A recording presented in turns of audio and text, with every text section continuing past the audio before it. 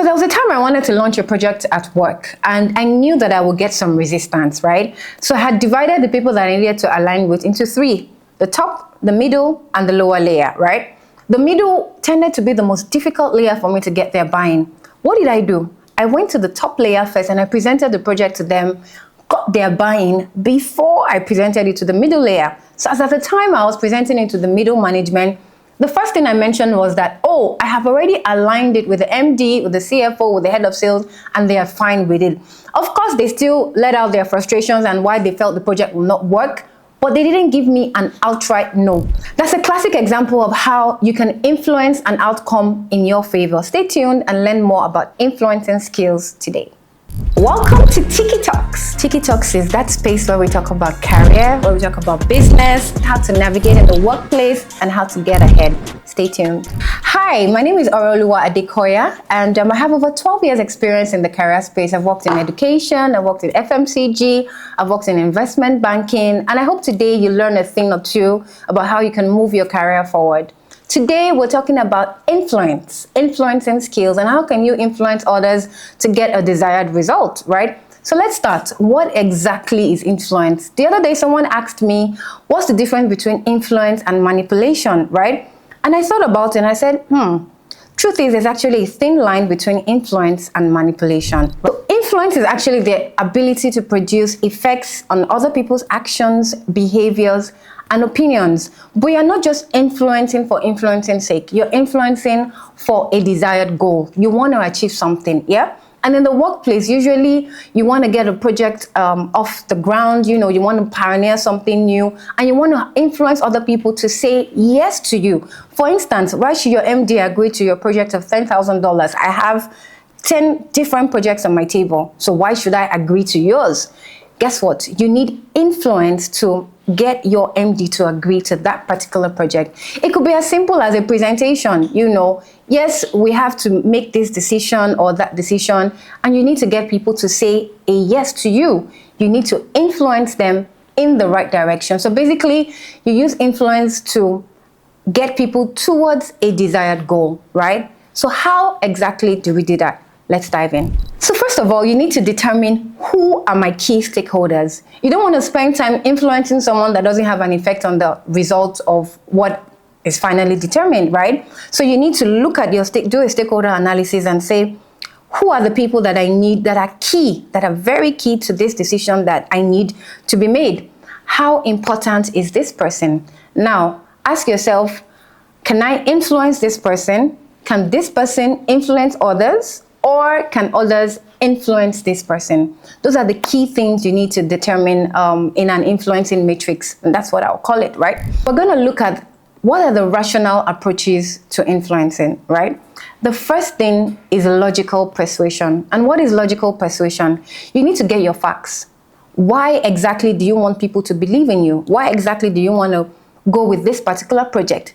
Get your numbers, get the history, and get the desired outcome. You need to put all these things together. Sometimes you might need to actually do some research. Yeah, you need to do some research into why has this thing possibly failed in the past, right? And sometimes you even need to think, have they said no to this kind of project before? Why did they say no to this thing? And then ensure that in your pitch, in your presentation, in your discussion, or whatever it is you're doing, you have addressed those reasons why your key stakeholders might not agree with that particular thing, right? And so you use your logic. You present history, you present facts, and then you share your desired outcome and how you're going to get there. People don't generally argue with facts. Once you put the facts on the table, of course, a few people do, yeah. Sorry, I take that back. People actually argue with facts, but in most cases, you need to actually put your facts on the table and then prove that you have done your homework, you have looked at the outcomes, and then you have projected where you expect this to get to. That is called logical persuasion. The second thing is legitimizing. Where are the authority figures and how are you getting them to work in your favor, right? A few weeks ago, I had something that I wanted to launch. The story I told earlier was all about legitimizing. I needed to achieve something and I really didn't want to get a no. So what did I do? I went to authority and I sold the project to them first, and I got their buy-in before I eventually went down to lower levels. That is called legitimizing. You can get the buy-in of people at a lower level, at the middle level, and then it gets to the top and you hear a big no, right? So you want to do your homework, get their buy-in first, and then spread it out into the organization. This is another way you can influence other people. The third way is negotiating. What are you giving in exchange for what you want? There are people in my office that I call parasites because they are always asking you for things. I want this, I want that, I want this, I want that. What are you giving me in return? I learned this from one of my colleagues, right? She says whenever she wants to go and meet somebody, go and ask for a favor from someone, she asks herself, when this guy asks me for stuff, what can I do to help his work? If he asks me to bend a little, am I bending? Or am I being rigid every single time and then suddenly I expect him to bend for me?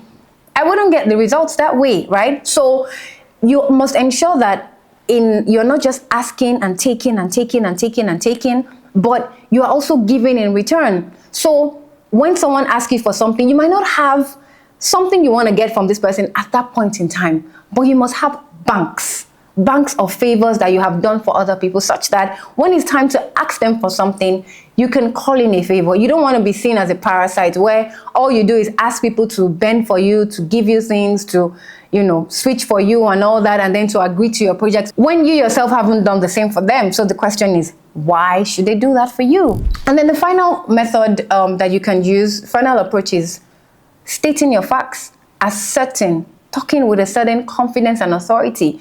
This is what I want to do. This is what I want. This is the effect that I'm going to get, and all that, right?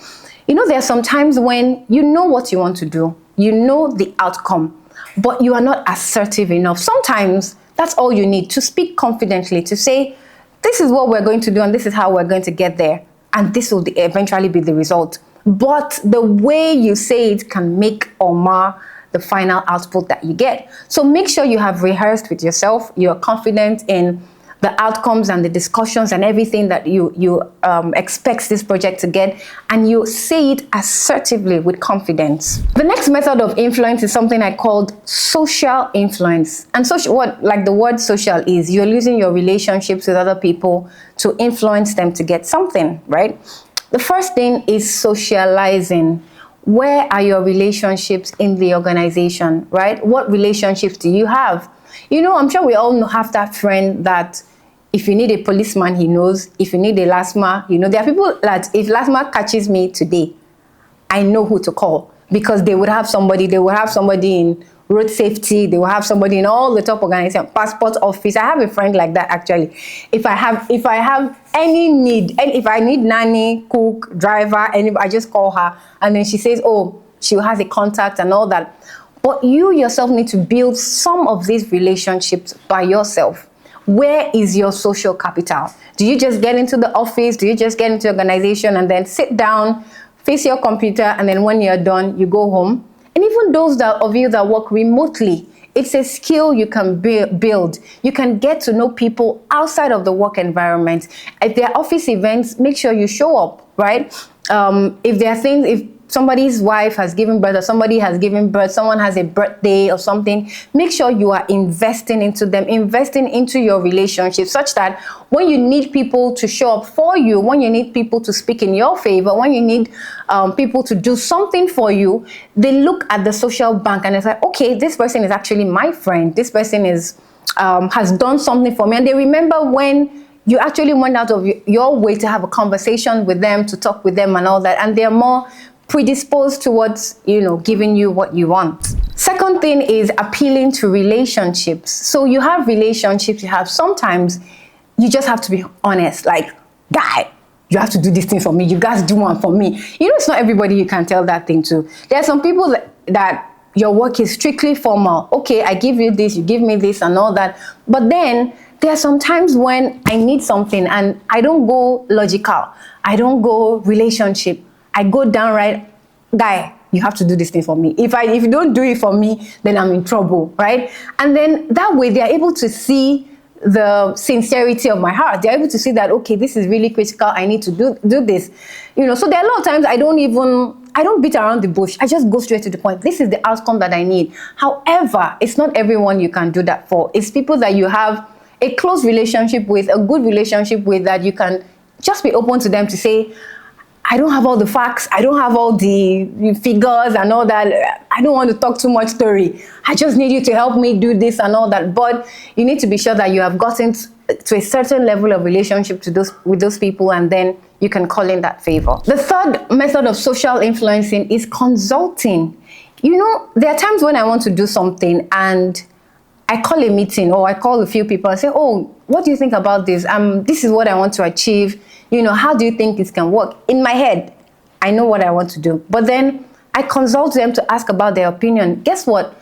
They might even have a better way on how they think you can get to the goal. But I call key people that I feel are influential in this decision, and I say, let's talk about it. Or what I say, let me pick your brain. What do you think? How do you think this can go? How do you think you can achieve this and all that? And then through consulting, I realized that maybe my way wasn't the best way. Maybe they have a better way on how I can get to where I want to get to. But consulting will give me ideas, and people are better able or better willing to run with an idea that they think came from them. The funny thing is, you could have had the same idea, but involving people and consulting them, they are more predisposed to working together for you to achieve something. And the final method under social influence is building an alliance. Building an alliance, right? So how do you build an alliance? So let's say you're going into a meeting and then you have 10 different people that might shoot down your idea from the beginning. So what do? So maybe before the meeting, you go and meet them one by one to say, oh, this is what I want to do.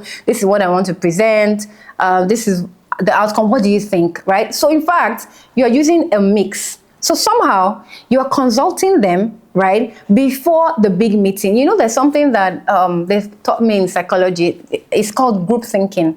Group thinking is where somebody may want to say yes, but because somebody important has said no, somehow the person now says, if this person said no, so maybe it's not really a good idea. But if you had met with that person individually, the person would have said yes to you. And somehow that person now becomes an opponent in a larger crowd, where you're presenting to a larger crowd, you're presenting your idea, and suddenly you get one person shoots you down, second person shoots you down, third person, and before you know it, everybody has a consensus that no, we shouldn't go ahead with this thing. And that is called group thinking, right? So you rather want to turn group thinking into your favor, whereby you meet them one by one and then try to talk to them on a one-on-one basis. Try to say, okay, what do you think about this? How do you think we should handle it and all that? And then that way you're better able to achieve a better result when you come out into the open. And the final method of influencing is called emotional influence. The first way of this is appealing to values. So sometimes you know somebody that you want to get something from, but you know this person's values. You must understand this is something that he would not agree to. This is something that he will not take. And I see people using that for me a lot, right? Some people come to meet me and I say, how are you? And they say, I'm fine by God's grace. And then they say all these churchy things, and I just smile. And I'm like, okay, for me, I can see through. I can see through all this, and I'm like, okay, get to where you're going. But there are other people that, you know, they're obviously religious, right? And then you go and meet them, you approach them from a religious perspective, they are more predisposed to you. They are more predisposed to listen to what you have to say. You know, if you know somebody that is very philanthropic and, you know, is very concerned about a particular cause, and you go and meet them about, oh, this particular project I'm working on is going to achieve this and this and this in line with that cause that you're passionate about. So you're appealing to their emotions. You're appealing to the things that you know they value, that are important to them as well. And so that way you can get to influence them into something that you want them to do. Second thing under emotional influence is modeling. So influence is not just getting people to do something for you.